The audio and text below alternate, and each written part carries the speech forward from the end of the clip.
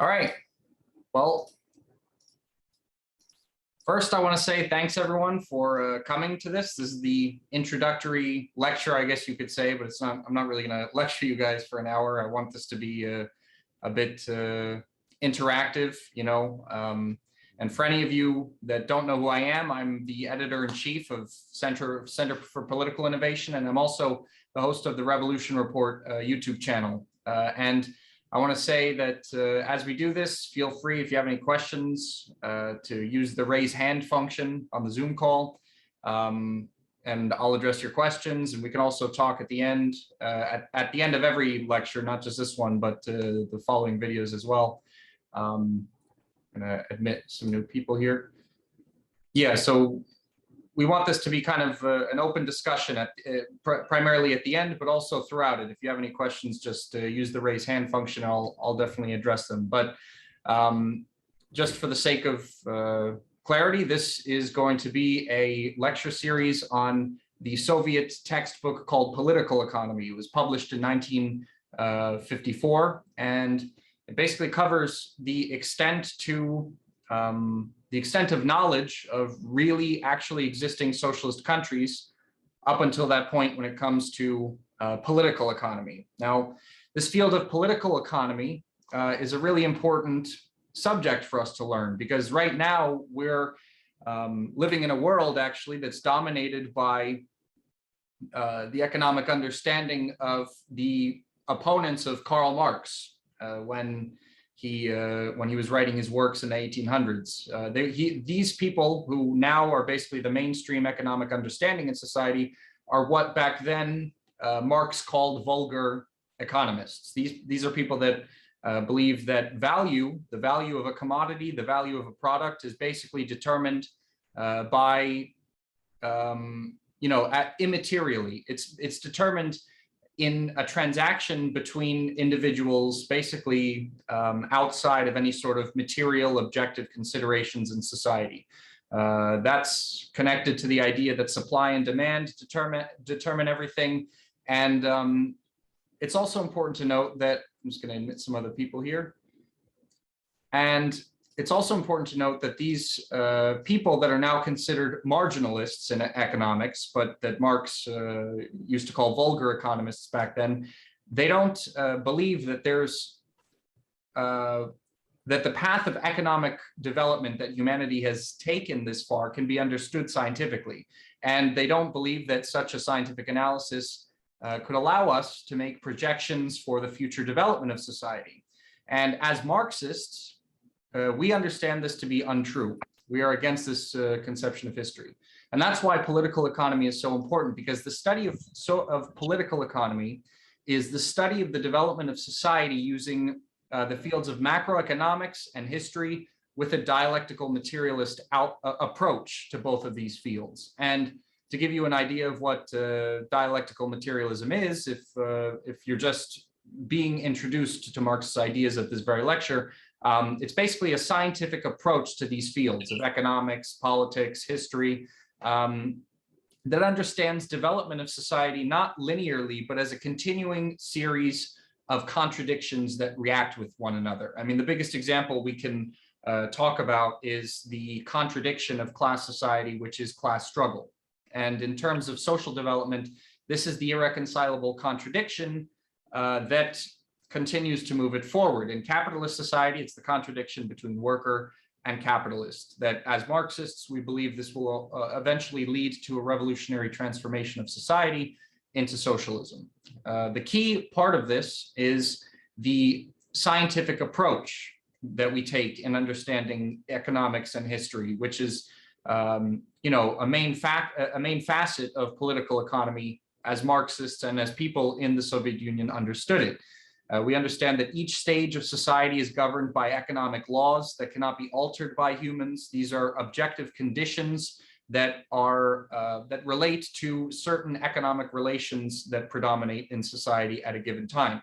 For example, just to throw an example out there, there's the law of value, which gave rise to Marx's labor theory of value. And if you don't know what these things are, this is going to be part of what you're going to learn in the Soviet textbook. But basically, the law of value is an economic law that exists throughout class society that says that the value of a commodity is equal to the average socially necessary labor time that's expended to create it, as opposed to the idea that there's no such thing as that there's either an insignificant or no connection to objective material conditions in society and value. So that's the main thing that we have to keep in mind in terms of thinking in a dialectical materialist way when understanding political economy. So why should we learn political economy as socialists, as members of CPI? Well, being a member of the Center for Political Innovation,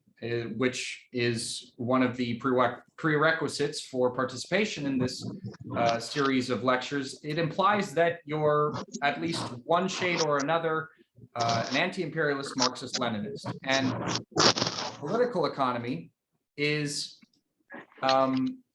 the knowledge of what I was just talking about before, that the Soviet Union and other socialist countries had accumulated over time. And we need to understand and learn from the failures and successes of actually existing socialist countries if we're to achieve anything. As socialists in the 21st century, as socialist movements that failed are obviously worth paying attention to and reading about, but we can't take much from their successes since they didn't succeed. We need to focus on the actually existing socialist countries that were successful and draw conclusions from where they succeeded and where they failed. This is going to help us do several things. First of all, it's going to help us better understand the kind of world we want to create as socialists.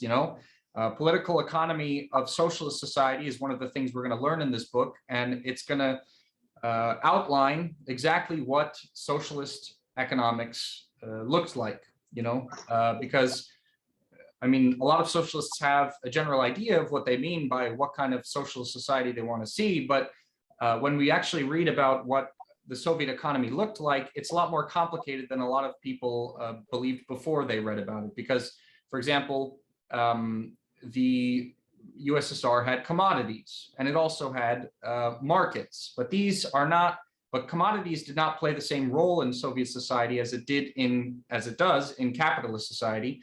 And the markets that were set up in the socialist system also played a completely different role, which we're also going to learn about. What's also important about studying this textbook of political economy is that it's going to give us practice using the dialectical materialist method of understanding history, as opposed to the metaphysical approach, which understands events of history in isolation or in isolation from one another, and development as either a non-concept or as linear. And these are actually kind of the mainstream ways that historians and economists in the bourgeois sphere understand these things. We have to kind of train our brain to use the dialectical materialist approach if we're going to understand it as Marxists, if we're going to understand history and political economy as something dynamic and constantly changing, which it is. And number three, it's going to help us understand the true nature of how capitalism works as we continue to struggle ourselves in one of the worst crises that capitalism has ever seen up until this point. We don't have to talk anymore about that. We're all living through it. So that's going to help us understand the internal workings of capitalism. And it's also important to understand that these pages that we're going to read, this textbook of political economy written in the final version published in 1954, right after the death of Joseph Stalin, this book was written by social scientists from the Academy of Sciences of the USSR, and Joseph Stalin also took part in writing it, actually. And so these were the pioneers of socialism. Lenin, Stalin, and the Soviet Communist Party of their period, they developed economic theories of the economic theories of Marx. They developed upon them to create the first and largest worker state the world had ever seen. They overthrew a class of people that were leading their country down a road of colonial dependence on the Western powers. And in the span of 10 years, they created an industrialized country. They collectivized and modernized the agriculture of their country. And the economy of the USSR became the second strongest in the world, and then defeated the Nazis. when before in the Civil War in the USSR, right after the revolution during World War I, the Russian Empire and what came after were suffering some of the worst tragedies that that region had seen, including not only World War I and the mass death that followed from that imperialist war, but also a terrible famine that swept the entire country, and the civil war that came after the White Armies decided that they were going to try and overthrow the popular power that the Bolsheviks had established. They were able to accomplish all this after that kind of total destruction. And then after that, they were able to spread the ideas of socialism across the planet, so that they came pretty close to putting an end to capitalist imperialism as we know it. But, you know, unfortunately, their predecessors, or their successors rather, they failed. And we're left in this dark age of late stage capitalism to move on forward. And that's what we have to do. We have very big shoes to fill. And this is a good start for those who are just getting into Marxist-Leninist theory. So what are you going to learn in this book? I have it right here. I'm going to follow along with you all in the Russian version. And it's directly translated, so it's all the same content. What are we going to learn? We're going to learn three main topics, because this textbook is divided into three main sections. The first one is going to be pre-capitalist forms of production. We're going to learn about the stage of society of primitive communist society. We're going to learn what slave society was, feudal society, and those. I'm going to admit some new people that are coming in right now. So as I was saying, we're going to learn about pre-capitalist forms of society, primitive communist society, which had no classes, slave society, and feudal society. The second part of this textbook is going to cover capitalism. And capitalism is divided into two parts in this textbook. We're looking at pre-monopoly capitalist period and the monopoly state of capitalism. The pre-monopoly capitalist period is basically going to be an overview of Karl Marx's three tomes of Capital, Capital Volume 1, 2, and 3. The main takeaways from those groundbreaking works, instead of reading thousands of pages, in the context of when Marx was writing those actual books. The monopoly stage of capitalism section is going to focus on Vladimir Lenin's Imperialism, the highest stage of capitalism, the conclusions he made on that, and works that are related to that as well. And then the third part of this book is going to focus on socialist mode of production, socialism. And that's divided into three parts. There's the transitory period between capitalism and socialism, which is going to focus heavily on the history of the USSR and the great obstacles that it had to surmount, being the first workers' state on a national scale, surrounded by capitalist enemies, faced an invasion by 14 different capitalist powers. Obviously, it had to deal with its own capitalists, the White Army, and then it had to build a communist society or socialist society on top of all that. That's the transitory period of between capitalism and socialism. And then it's going to talk a bit about the socialist economic system, which is the next part of the section of the textbook about socialism. They're going to talk about the socialist economic system of the USSR. And that's important because it was the result of the first experimentation, moving away from capitalism and creating a new system in which, exploitation of man by man was eliminated. And it's going to focus on basically industrialization and collectivization, basically what resulted from all that. And the third part of the socialist part of this textbook is going to focus on, sorry guys, whoever has their mic on, could they mute that? Because I could hear them chewing whatever they're chewing. Thanks. But anyway, the third part of the socialist section is going to focus on socialist economic systems in people's republics, basically the socialist economic systems that came after the victory of the Soviet Union in World War II. We're talking about the Eastern Bloc and China, and yeah, I'm pretty sure the Eastern Bloc and China, maybe Vietnam is even in there, or no, the Vietnam wasn't socialist yet. It's just China and the people's republics in Eastern Europe. So that's basically an overview of what we're going to be talking about in the as we go through this textbook. If you guys want to look at your syllabuses right now, we can take a look at it. I'm going to share the screen, and so if you don't have the syllabus up, we can just look at it right here. So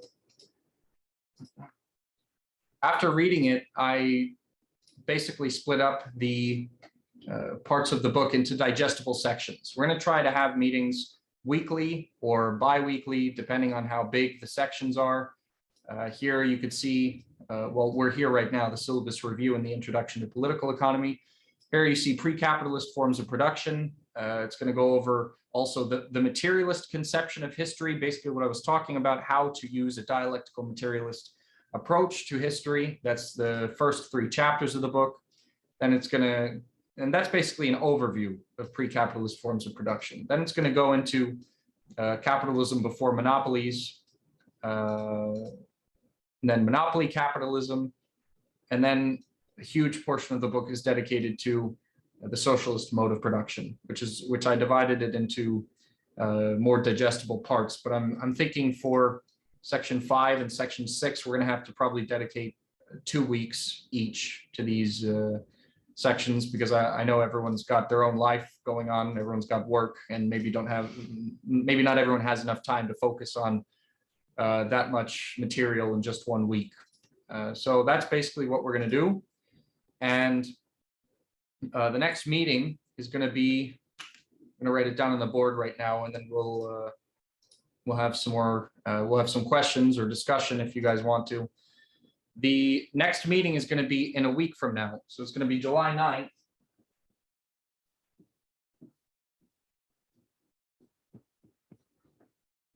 July 9th. Also at 9 o'clock Moscow time.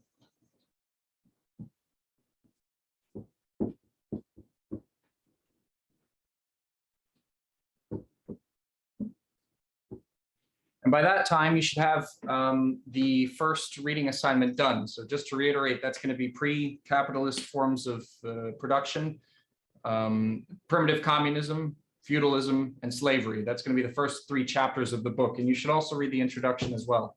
It's not very long, and it's very helpful as introducing you to the ideas that are going to be put in the textbook, and also gives you a bit of an idea of how this textbook was actually made, because it was a collective work of some very bright social scientists of the time, including, like I said before, Joseph Stalin himself. So that's all I have to say about an introduction as for introducing this textbook. I'm really excited that so many people showed interest in this subject, because it's something that's very important for all of us to learn as Marxist-Leninists, and if we're going to look at history in a scientific way. So if you do want to ask a question or have some comment or anything, just use the raise hand function on Zoom, so that we all don't start talking at the same time. All right, and then I'll just start calling people out. Any questions, any points anyone wants to make?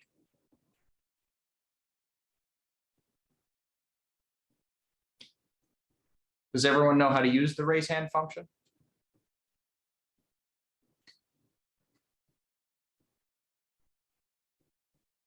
I'll look at the chat.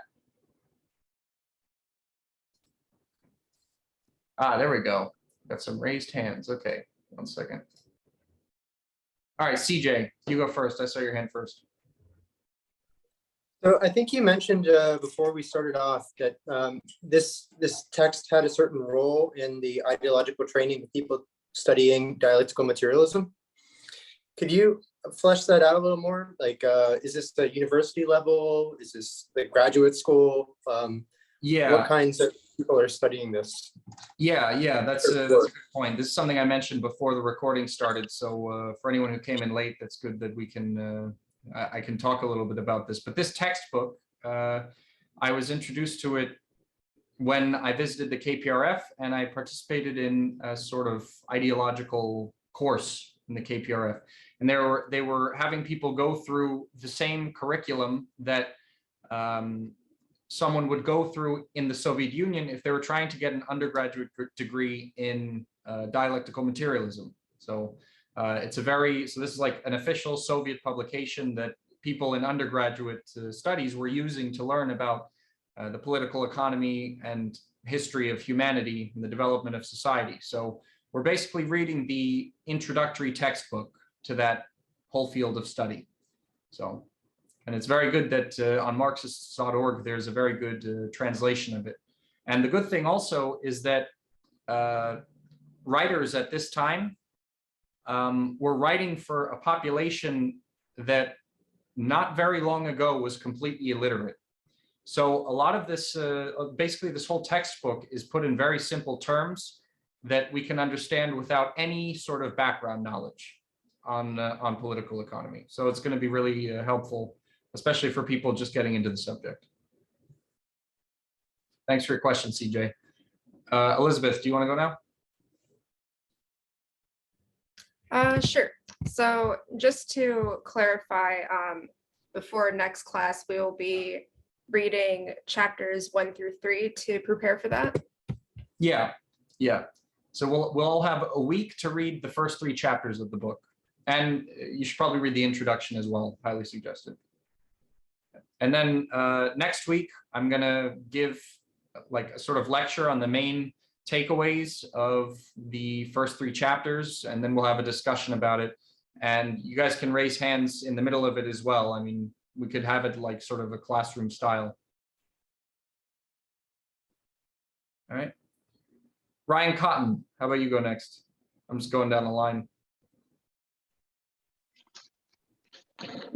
Hey, really glad we're doing this class. Just wanted to double check the next week meeting. Do we know what time that will be? Yeah, it's going to be at 9 p.m. Moscow time. I'm not sure if you could see it on the board. Maybe there's a glare, or maybe the marker is not dark enough. But as I understand, right, the regular CPI meetings are at 10 Moscow time. They're like an hour after this, right? Yeah, that's right. Okay, good. Then yeah, we're gonna keep it. We're gonna try to keep it this time on Saturday, pretty much every week. There might be some exceptions because my schedule changes week to week, and also I know other people. Some people who can't make it at this time should be allowed to make it other times. But as for next week, it's going to be a week from now, Saturday, 9 o'clock Moscow time. So whatever time where you live when this meeting started as well. Okay. We have our California meeting usually at this time, but maybe I can ask them to move it back or something. Okay. Okay, then maybe, well, my cat just came up on my lap. This is a good time though to have it, I think. It's a good time? Yeah, I think it's a good time because we can all get in before the next meeting. Okay. All right, let's try with this time again next week then. And if it's impossible for California to make it at that time in general, we can maybe make it an hour earlier or something. Thanks. Yeah, no problem. All right, Ben, you're up. Hey everyone, glad to see a lot of people from the conference a couple weeks ago in Kansas here. I am just having looked over the curriculum and having read the introduction. I mean, the introduction was full of really good information. I'm wondering about sections such as the third one, where it's chapter 4 to 16 to read. And my 2 questions are if that's going to be similarly in a week long, between the classes will happen a week after, or maybe 2 weeks after, for a longer reading. And then the follow up to that would be about your response to not finishing readings, because I can almost guarantee that I will not read all of those 12 chapters in a week. Yeah, I think for the later chapters, I mean, for the later sections of the syllabus, we're going to split it up into probably 2 weeks because they are very long. But I packed them so close together because I think that these sections have more relevance to each other, and it's better to keep them together. But we will give more time for that, for those sections that have like 12 or 16 chapters, because it's obviously going to be tons of reading. If you can't read the whole thing, I mean, I'm not gonna freak out at you. You know, like I'm not your professor or anything. I think it's every member's individual responsibility to try and put as much effort in as possible. I understand, we're all working class people. We got other stuff to do. If you can't finish the entire reading, then that's what the lecture's for. And if you didn't finish the reading and you got some questions about something, I'll be happy to answer them. So.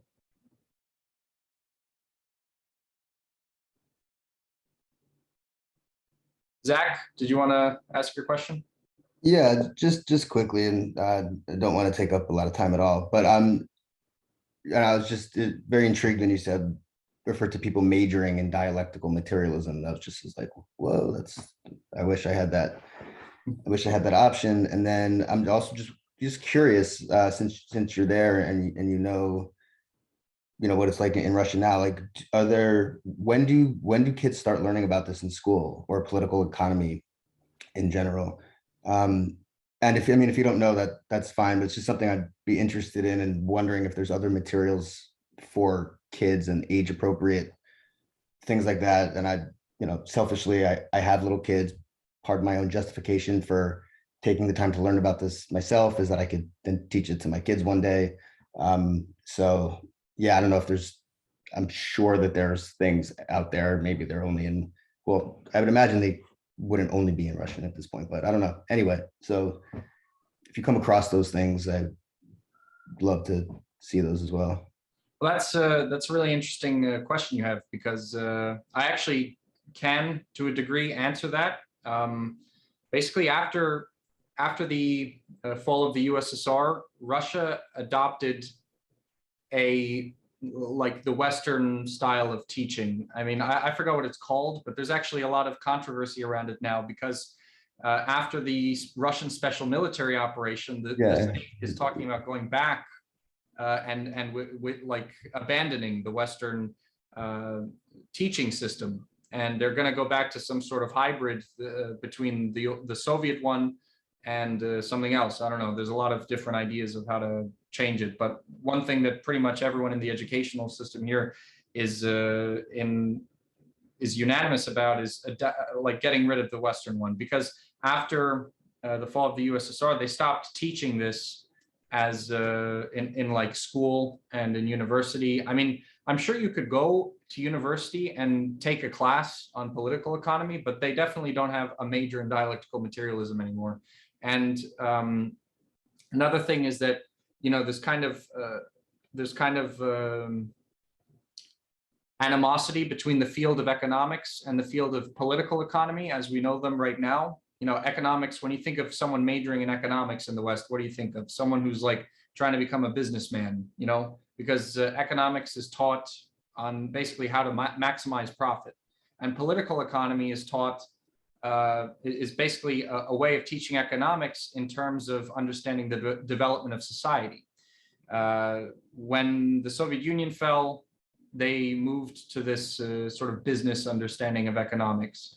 But still, actually, I've spoken to a lot of people who lived in the USSR, and they say it's like it's pretty bad that they made that decision, because political economy is a very all-encompassing field.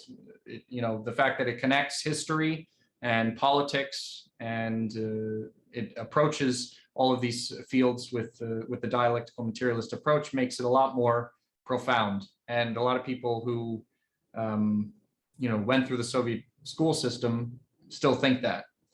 So that's basically the situation now. I don't know, maybe they'll bring it back a little bit more, or change their attitude towards economics and the education system now that they're trying to abandon the Western system, but we'll see. And if I find out anything more about that, I'll let you know. Ryan, did you have another question?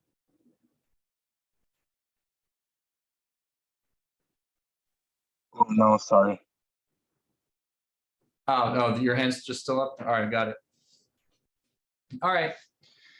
Well, if there's no more questions, it was a pleasure meeting you all and having you on for this first meeting. Just to remind everyone, our next meeting is going to be July 9th, 9 o'clock Moscow time.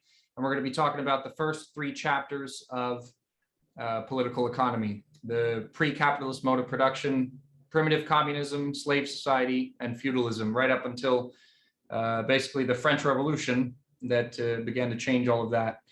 And well, the English Revolution too, but up to the French Revolution, we're going to be learning about really. So just a reminder, these are all going to be recorded. This one's being recorded right now, and it's going to go on my YouTube channel, The Revolution Report. It's also going to go on the Center for Political Innovation website. And so anyone's going to be able to see it. But the privilege that you guys have as dues paying members of CPI is that you get to participate and we can have discussions about it.